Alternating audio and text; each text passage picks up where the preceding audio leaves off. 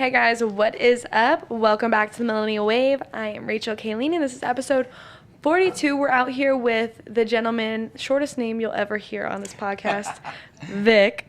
He is an entrepreneur out here in Sacramento, and although he has a short name, it is definitely not a short list of things that he's been able to accomplish at a man's age that's only 20 years old. He's literally 20, guys. He doesn't even turn 21 until January, and he's already done so much. We're going to talk about it. But his main business right now that he runs and currently owns is a coffee shop out here in Sacramento. He actually... Oh, let me grab it. Yeah, we got to put the product display in there. Yeah, you know what I mean? Sorry about that. When people bring books, when people bring products, I always try to put them in front of the camera. So I apologize. Here it is right here, baby. He's going to talk about it. But he just launched a mobile trailer for his coffee shop this past Monday. Yep. Congratulations. Thank you. That's incredible. So, yeah. Vic, thank you for being on the podcast. Appreciate you having me on. I know. For someone that's so young, I mean, there's a lot of young people that are entrepreneurs right now, especially online, but nobody has a brick and mortar, okay? I'm serious. Like, this is crazy. This is nuts. So you have to tell me more about how you started, first of all, not only a brick and mortar business in an age like this with technology and social media, but also the fact that it's coffee. Yeah. Because if you think about the industry, like just all the different coffee shops, Starbucks, Pete's, I mean, you know more about the competition than I do, but you have to tell me, like, I'm sure you niche down, like, you know, Starbucks is like a huge, you know, too big to fail type of company, but you have to tell me about what was your inspiration to start a coffee business and how long you've had it, what made you want to do it. Tell me. We do it very, very differently.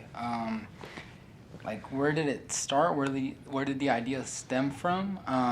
It was always something I had in the back of my mind. So just to give you guys a little bit of background, I have worked in the restaurant industry I grew up in the restaurant industry with my uncle. He owns Flaming Grill Cafe here in Sac.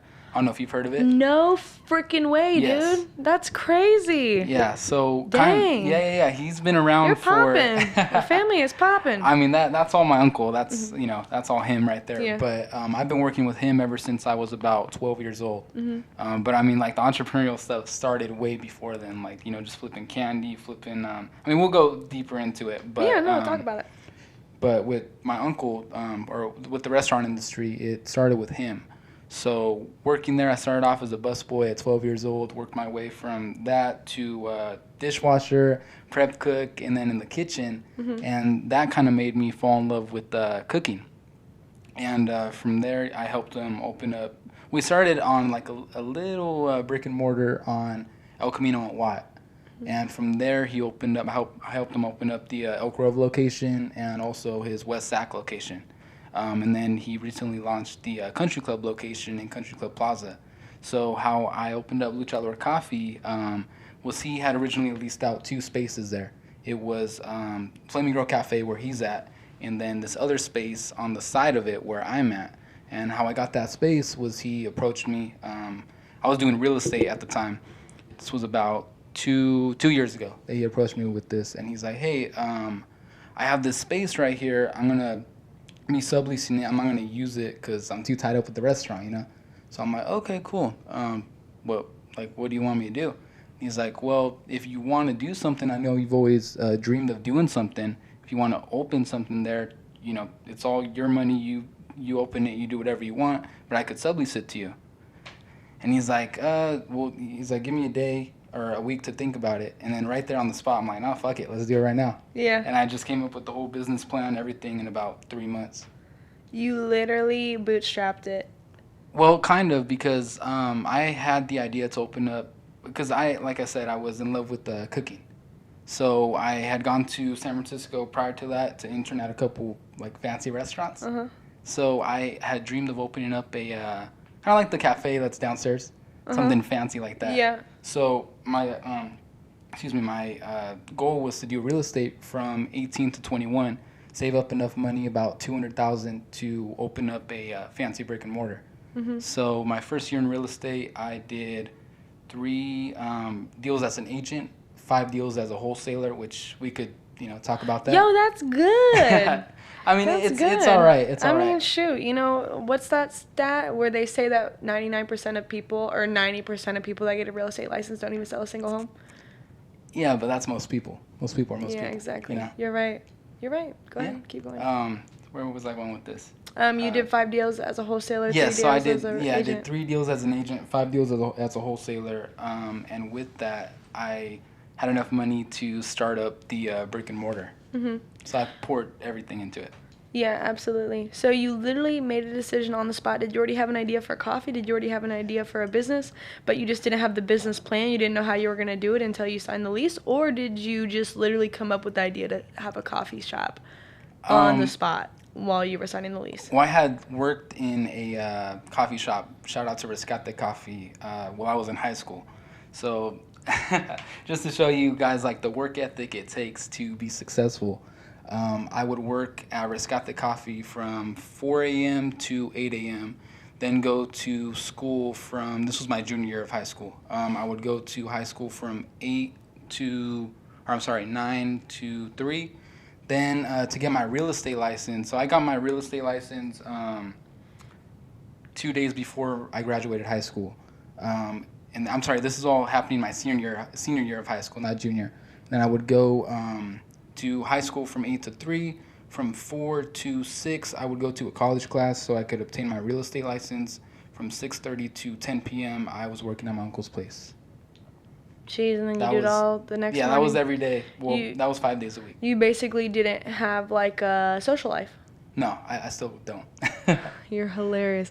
Okay, so you have to tell me, like, where does all this motivation stem from? It has to come from somewhere. Don't just tell me it's natural. You need to tell me, like, where did this come from? What is the backstory? Well, I've only talked about this on my podcast. I haven't really, all the different interviews I've done, I haven't really talked about this on such a deep level. But I think it really stems from my parents being immigrants and them both coming to this country. And From where? My dad is actually from Lebanon, and my mom is born and raised in Mexico. Okay. Yeah, so them coming to this country and being able to give me the opportunities they've given me, it's almost like a deep-rooted way to pay them back, you know? Yeah, and you want to do something for your family. I mean, it's bigger than my family. Yeah. You know? Yeah, 100%. But do you feel like your parents are proud? Maybe. Maybe. Are you guys close? Yeah, but I mean, you know, there's a lot more. You guys don't talk about it? No, I mean, we don't really talk about it like on a surface level, but I mean, I know they are. Mm-hmm. But I don't want to say I'm not proud of what I've accomplished, but there's like so much more I want to do. I don't think about it presently, if that makes sense. Okay, so you started this coffee shop. You literally created a business plan, and you're 20 years old. You started the business when you were 18? The coffee I opened it like 2 days before my 19th birthday. So technically 18. Okay, so you've had it for almost 2 years, though, because you're about to be 21, right? No, Yeah. actually, I did it, no, it's only been 9 months. So am I doing my math wrong? Okay, maybe, I No, don't I'm know. sorry, I did it 2 days before I turned 20. So when I was 19, correct. Okay. Yeah. Got it. So you have to tell me, you're not even a year in business fully. How is it going? It's going pretty good. Is it? Yeah. So for a coffee shop, and tell me the location again. It's, I mean, the location is not the best. It is inside Country Club Plaza. It's like a mall they're vamping up, It's like revamping. whatever, yeah. Yeah. Renovating. Oh, okay. Yeah. Renovating. Yeah. What area is that in? It is Watno Camino, so like North Sacramento. Oh, okay. Yeah. But it's still doing well. Yeah. Why do you think it's doing well? I think the brand is just genius. You I come mean, up with it's the brand? Yeah. Okay. I mean, it's very different. Yeah, definitely. I mean. So it's Luchador coffee. Mm-hmm. Luchador is it means wrestler in Spanish. I can tell. Yes. Luchador. I'm trying to practice my Spanish. So when I was coming up with the concept, I didn't see any like Latin-based coffee shops in Sac. So I'm like, oh, you know what? So you think you attracted do you have a lot of Latin customers? Actually, we have a good mix of everyone. Really? It's very diverse? Very diverse. That's exciting. I mean, everyone loves coffee, you know? I mean, food and a coffee, good amount of people. everyone has to drink. Yeah, 100%. You know? So what were some of the hardest things? Like, obviously, you've helped your uncle open up a few restaurants. But regarding, like, a brick and mortar, what, besides, like, the fact that you love cooking and food and things like that, what made you want to do brick and mortar? Why not something online? Like, you're 20 years old, you know, running this business. And I'm sure most people that, like, I mean, if you didn't sublease the place from your uncle, trying to lease a place like that from some commercial agent, don't you think that'd be a little tough? Or like, how did you go about a brick and mortar when you have so much overhead on the line? Like things like that, like things that people don't see. People see a successful coffee shop. They see a 20-year-old gentleman in Sacramento doing his thing, working his ass off, but they don't see everything that goes on behind it. So you have to tell me about like the struggles. Tell me about why you decided to even go a route that's so like, prompt for failure type of deal. Honestly, I just said, fuck it, let's do it. Yeah. So what would you have done if it didn't go well? What are you gonna do, or what would you do? That's funny you say that, because my one of my acquaintances, I wouldn't really call him a friend, but they asked me like, oh, what would you do if it fails? And I'm like, well, failure is not really an option. Like I don't even think about failure. Yeah. Because I'm like, one way or another, if I have to sell fucking coffee on the street, like I'll make the shit work. Yeah, 100%. So regarding that, how do you bring in customers? Because you're clearly not selling it on the street. You're selling it from the mobile. Yeah, exactly. I was gonna say that you're selling it from the mobile RV, but you have to tell me, how are you getting customers in the door? And the thing is, it must be doing really well because you're already expanding.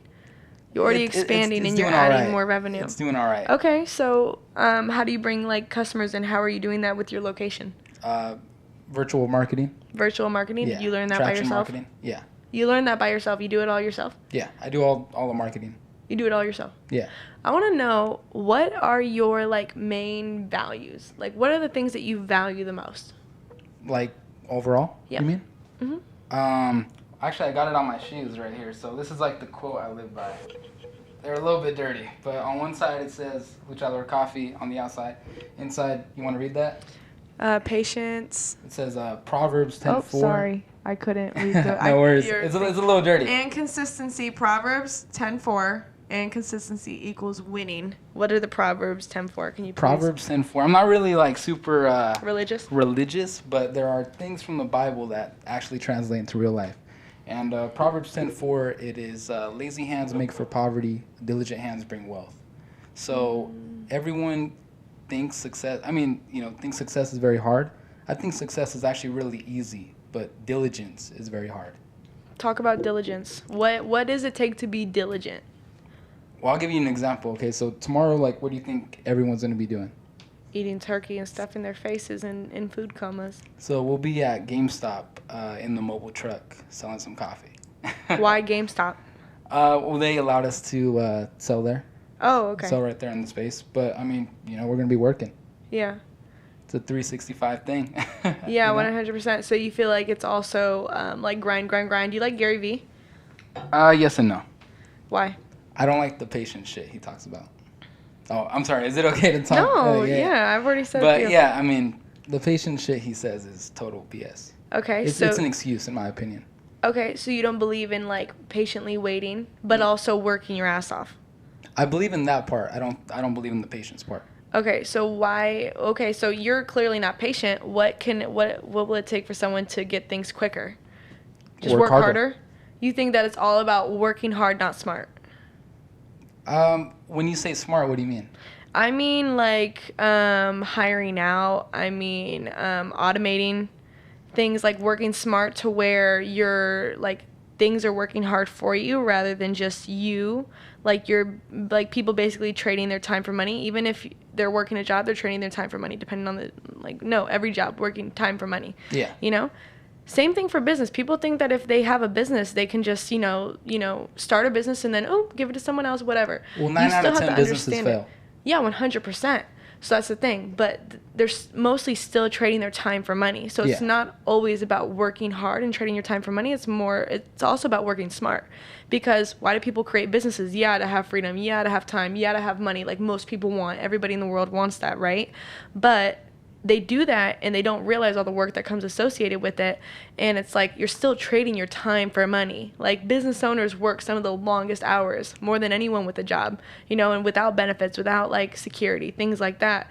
So how can they be able to build something up? It's not just to build a business, it's to have something bigger, to have something better, to be able to give back. Like everyone has their own reasons and values. That's why I asked you. But what I'm saying is like, people don't just want to work in their business. They want to work on their business. Oh, no, by far. I mean, there's systems and processes, different things you could build into the business. Yeah. But, I mean, year 1, year 2, year 3, you got to just grind it out. Yeah. I mean, it's like a rocket ship. You got to get the thing off the ground in order for it to launch, you know? So what's your long-term goal with your coffee shop?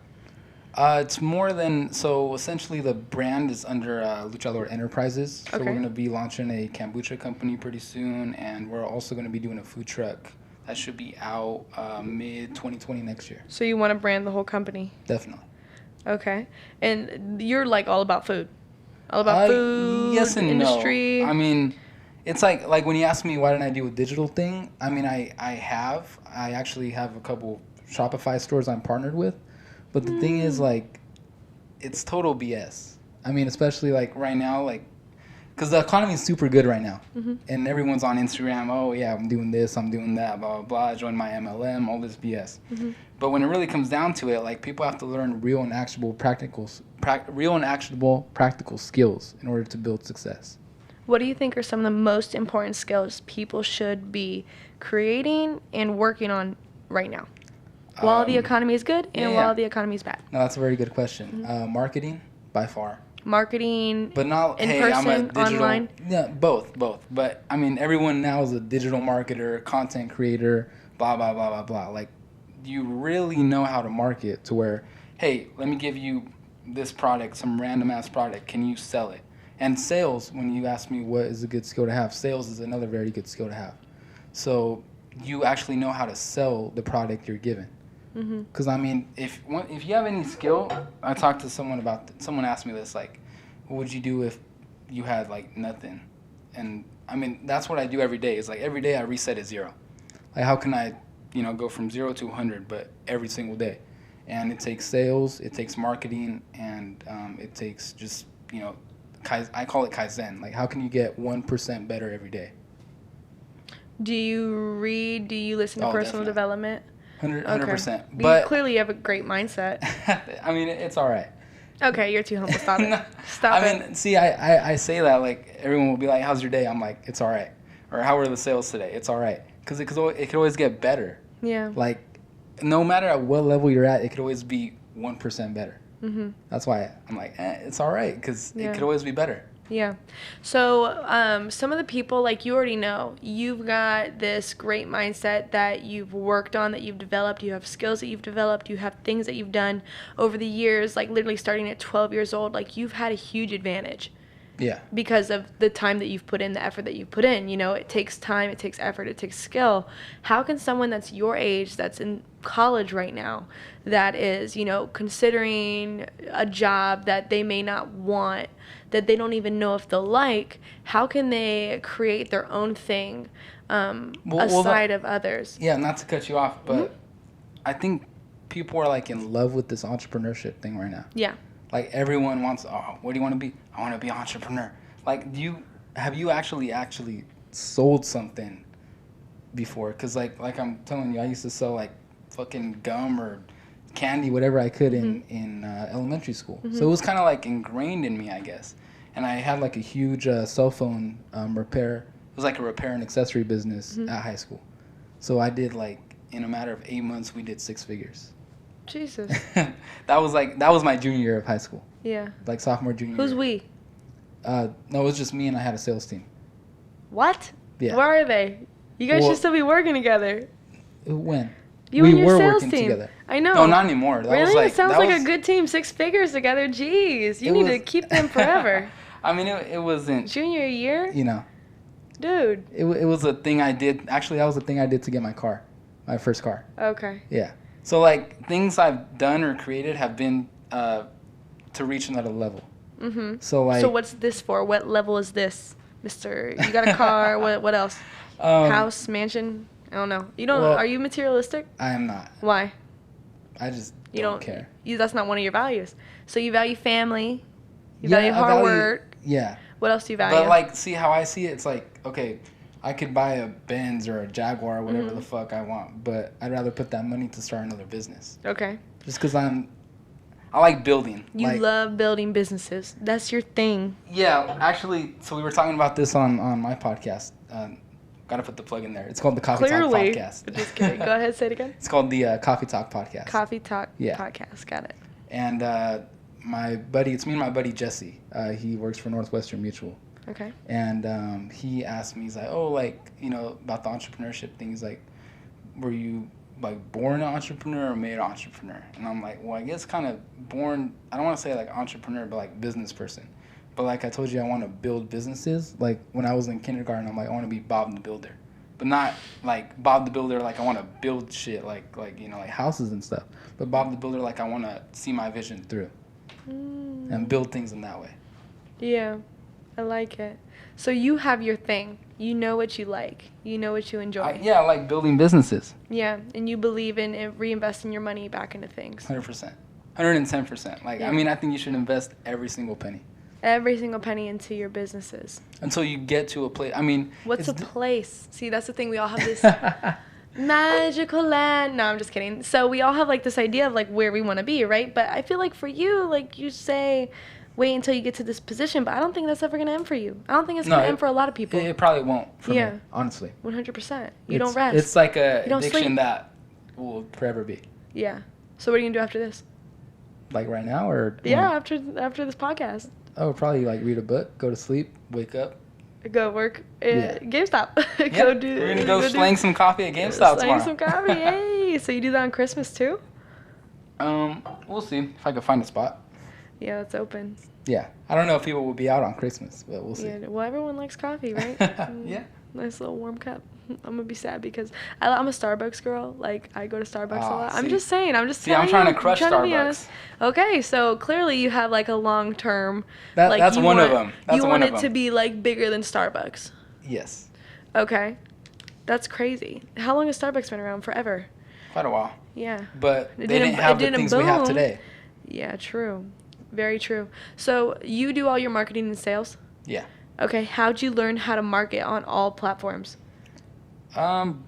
Just, you know, same way I've learned everything. Read books, get mentors, different things of that nature. You must have, like, invested a lot of money into failure. Like, failing and fail. Like, come on, because you can't tell me that you knew how to, like, market just right away. But I don't want to say I've invested in failure, but what I've learned is, okay. Lessons. Well, that too. But, okay, so these people have failed, right? And these people haven't. What have the people that haven't failed done? And one of the big things is they've invested time and money. Time to learn skills, money to learn skills from people who know the skills or have mastered the skills. So I've invested a lot of money in mentors and different things of that nature.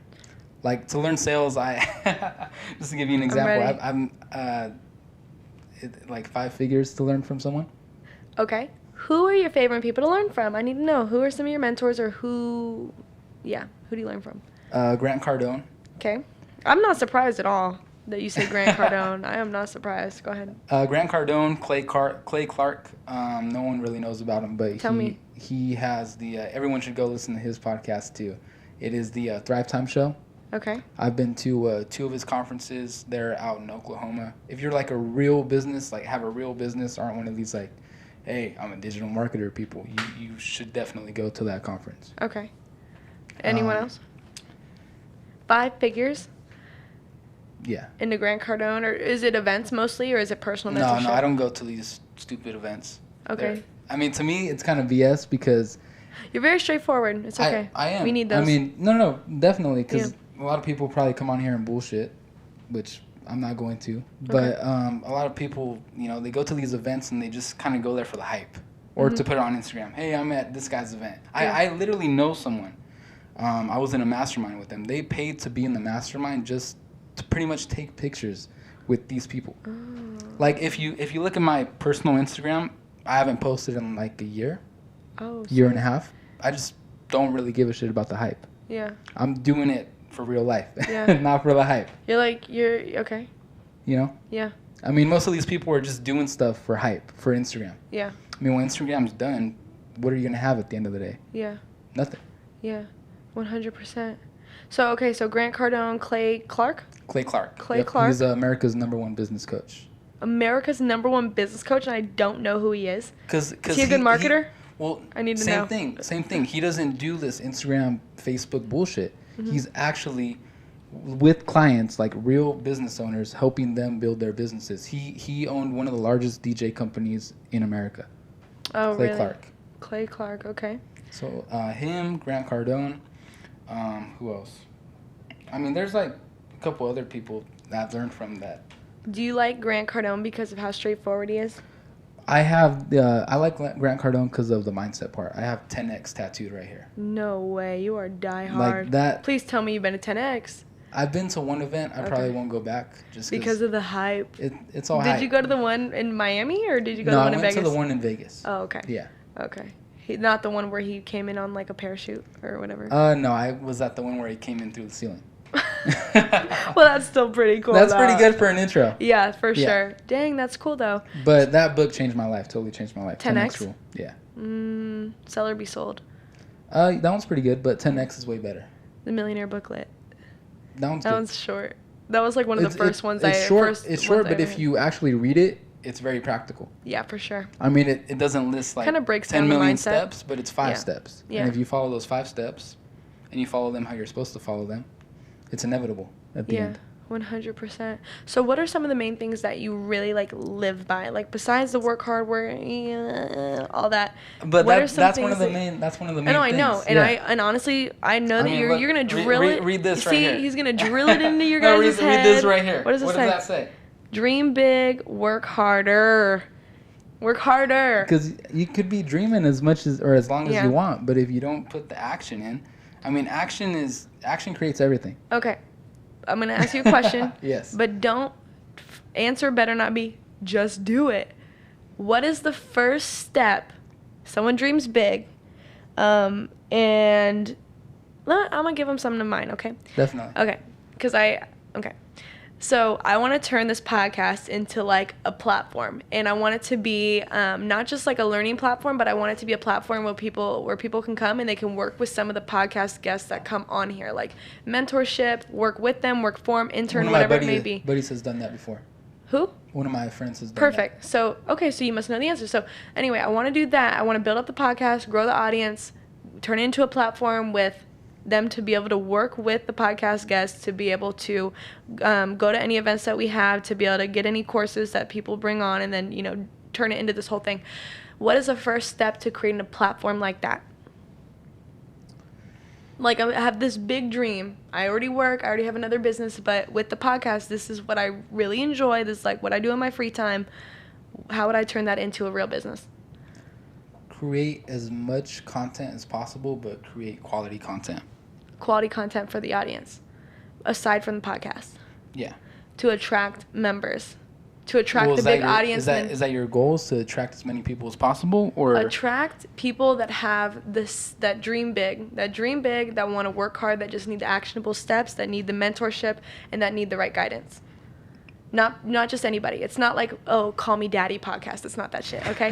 It's not. It's a fucking, I love that podcast. Well, I don't listen to it all the time, but I like the podcast. Like, I like entertaining podcasts, and, I listen to T.I.'s podcast, which I think is great, but I want to attract certain people. I want to attract people that I feel like were like me when I was 17, 18. I didn't know what the hell I was doing. I didn't know what I liked. I thought I wanted to be an actress, but I realized I like business. That was what I enjoyed. So people that don't have that guidance, and the only reason I realized that is because I got introduced to the right people. So that's what I'm saying. Honestly, I think you got to break the niche down a little bit. So do you want people that are business savvy, or do you want people that don't know what direction they want to go into? Don't know what direction they want to go into. Then I would try to interview as many people in a wide variety of niches. So people get an idea, hey, if I'm this type of personality, what can I do? If I like this, what can I do? If I need to learn this or don't know this, what can I do? Cool. So the wider variance you have, then you'll attract a wider audience, in my opinion. At least. Like my podcast is very actionable. So pretty much what me and Jesse do is, it's called the Coffee Talk Podcast because we like to drink coffee.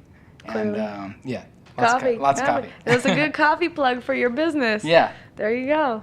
There's a whole branding and marketing side behind that. But, I'm not surprised. Yeah. But with that, we're interviewing like world-class entrepreneurs. So we've had Brian Casella. I don't know if you know who he is. No, tell me. He's like a big-time real estate guy in SoCal. We've had Jeremy Rubin, Friendly Flipper. I don't know if you know who he is. You have a lot of real estate people. Or no? Well, quite a few. Okay. But we have Pejman Gadimi. He owns Secret Academy. He was on Fastest Car season 2. I don't know if you saw that or have heard of him or not. But no, I mean, it's cool. Yeah. But these are like real business people. I'm not trying to get like, Joe Schmo who supposedly has a marketing agency and doesn't know what the fuck he's doing. Yeah. Yeah, 100%. Like, I'm trying to get like real, practical, actionable people. And like with that, like I'm in the process of writing 2 books. So the podcast is going to be, it's helping me do that. Yeah, I like that. So it's always an enhancer. It's always like something up. That's what I'm saying. Like everything I do, it's like a next level step for me. Yeah, 100. Oh, that's crazy. I love it. Okay, yeah. So you bring on these people and you and Jesse do this podcast and you're writing 2 books. Well, I don't want to say like, hey, they're coming out next year, but they're like micro steps. Mm-hmm. So one is like a huge case study. I can give you I have like 3 titles for it. One's called The Immigrant Edge. That way you could just kind of get an idea in your head of what the book's going to be about. Nobody copy it. I mean, if they do, I have 2 other titles I'm going to be using Don't tell as me well. then. So. No, I won't. Okay. But that's one of them. Just so you guys get the premise that's of catchy. it. Yeah. Yeah, that's really So what I've noticed is like immigrants work very, very hard, but they don't have either the knowledge or the education to get to the next level. I mean, you have these like people who are working, day and night in like cornfields and shit, but they're working for pennies because they don't know anything else. That's so funny. Well, it's not funny, but let me tell you something. I literally just came back from Mexico today. I went on a volunteer trip with a group, and we were at an orphanage for like the last few days. And one of the things that we did during the day is the director took us to an immigrant camp. Then she took us to a women's shelter, and this was all in Tijuana. And when we went to the immigrant camp, I just looked around and I looked at the families and I looked at how they were living and I looked at how they just wanted a better life and that they wanted to provide for their family and their kids. And I just look at the kids and I'm like, this is literally all they know. Like the parents, this is all they know. They're just trying to survive. They're just trying to give their kids a better life. They're trying to be able to provide, give them an education, all this, and they didn't even have an education. That's the thing. They had teachers come maybe once every month just to be able to try to teach them something. And it just makes me, the one thing I took away just from being there, my one hope for them is that they get exposed to something besides what they see, because that's the only way that they'll know different. They only know what they know. They only see what they see. So if they get exposed to different opportunities, different people, different locations, it'll make them dream bigger. It'll make them want to do other things. And you're absolutely right. You know what I mean? Your parents obviously came here. You know better than I do. I'm, United States. Yeah. But being able to go there and see that, it just, my only hope for them is that they, they had the opportunity to see something besides what they see. No, 100%. So I like that. That's special. Wow, the world really does align, huh? That's special. That's really cool. I love your story. I love what you're about. You're very different in the best way possible, unique. You're resilient. You're not patient. You know what I mean? You can be. That's why, if I had a way bigger platform, which I don't want one, like a personal one, I have no desire whatsoever to build a personal brand, even though everyone's like, build a personal brand. Mm-hmm. It's I was talking to someone else about this 2 days ago, which is funny, all these topics are being brought up. Mm-hmm. But it's everyone's like, oh yeah, build your personal brand, but why don't you build an actual business that could work without you having to be the forefront face of it? Exactly. All these people are trying to build brands around themselves. Why would you want to build, like you were saying, how can you outsource or, whatever you were saying, not having to do work all the time? Well, if you build a personal brand, you and you only are the only person that will be monetizing that business, because you have to put a face to it. Mm-hmm. This thing's not my face. Mm-hmm. All the other things I want to do are not my face. Mm-hmm. So why would I want to build a personal brand? I love that. And that's the thing. I believe it's important to build a personal brand, but that's one of the things that you should be doing aside from your other businesses or other things that you're doing, because you can't sell your personal brand. You can't transfer your personal brand. No, but if I wanted to build a course, which I could build a lot of courses if I really wanted to. Mm-hmm. I have no desire to, because why would I want to? How I see it, all these people are making different courses and they're selling to people who just want to get rich quick. Really, every digital market. If that's the people you're attracting. Yeah, Mm-hmm. But those people that build courses, they know there's people out there they could sell to. Or else why would they want to sell the course? They would just actually do the skill that they're trying to sell, right? Mm-hmm. That's how I see it, at least. Yeah. I mean, because if you have a proven model and a proven skill set, why don't you use that skill set to make money and not have to sell training on that skill set? Yeah. Well, education is a huge field. Yeah, I see why they do it. But most of the people, especially the ones that have been in the game a long time, like obviously Grant Cardone, he sells a shit ton of courses, a shit ton of books, but he obviously got himself to where he is, and he has businesses to back it up. Real estate to back it up. Most of these people don't have businesses to back it up, though. Exactly. So, I mean, if there's people doing it the right way, I mean, Like, you already know. There are very few You already people. know. People get into real estate. 90% of them don't even sell a single home. Is it because they want to get rich quick? Maybe that's what they think. It is. In my opinion. Maybe it is. That's the thing. But the 10%, the 10% is that's what matters. The 10%. 90% of people are never going to do the shit that they say they're going to do, but 10% will. Maybe even 5. Yeah. I mean, but like for me, real estate was it was a bridge more or less. It was, okay, what's the fastest way I could get from point A to point B? Fuck, real estate. Yeah. So and some people will have to learn the hard way. Like, you knew what you wanted when you started. You knew that you were going to create success no matter what. You knew, like, I'm gonna do it. But other people don't. They have to get shown the hard way. They have to have things happen in their life where it makes them realize, shit, I can't keep doing the same thing over and over and over. Keep buying these courses. I'm not getting anywhere. Well, like that's why I push action. Yeah. The most. Because, okay, consistency is awesome. But if you're consistently, reading and reading and reading, and there's no action behind the reading, well, whatever. I mean, there's a quote. It's like, action without execution is like kill or something like that. I can't think of the actual quote. I know the quote. I just, action without... Knowledge without execution is meaningless. Okay. That's what it is. That's a good one, too. Cool. All right, Vic, tell these people where they can find you since you're not posting on social media. I guess if you want to DM me on at Entrepreneur Vic on IG. Do you check it?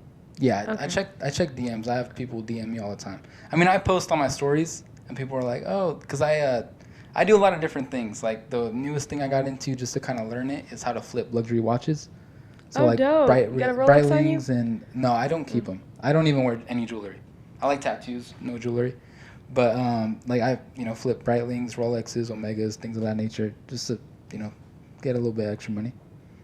Cool. Like my goal is to this is literally like a mini Gary Vee that doesn't agree with Gary Vee. This is crazy. Like my goal is to not take any money out of my business personally for the next 3 years.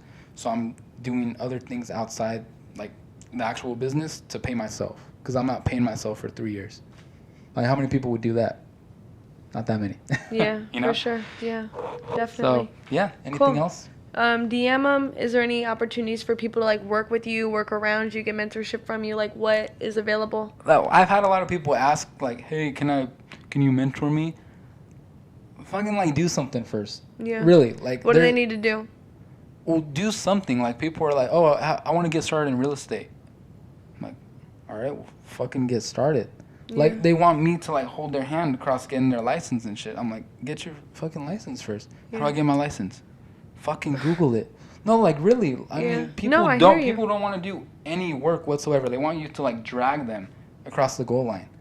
Like, put in at least a little bit of effort and show you could put in effort, and then you try to get mentorship.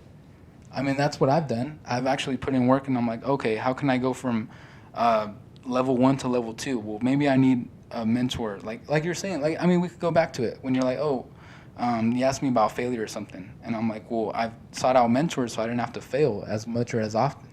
Mm-hmm. But that's only after you have, like, put some action towards it, you know? You don't just want to, hey, can you mentor me? What the fuck does that mean? You know? Mm-hmm. If you have no direction whatsoever, like, who or what do you want mentorship from? Mm-hmm.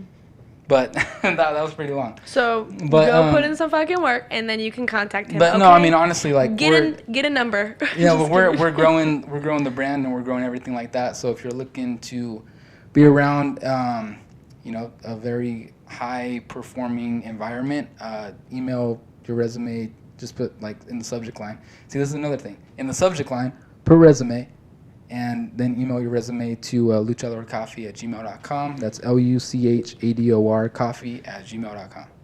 Perfect. You did exactly what I was going to ask. Put resume in the subject line. Resume, if you don't. Right Yep, away. boom. Good. I love it. All right, cool. Vic, Entrepreneur Vic, you heard it here first. Well, thank you so much for having me as a guest. I appreciate it. Absolutely. Thank you, guys.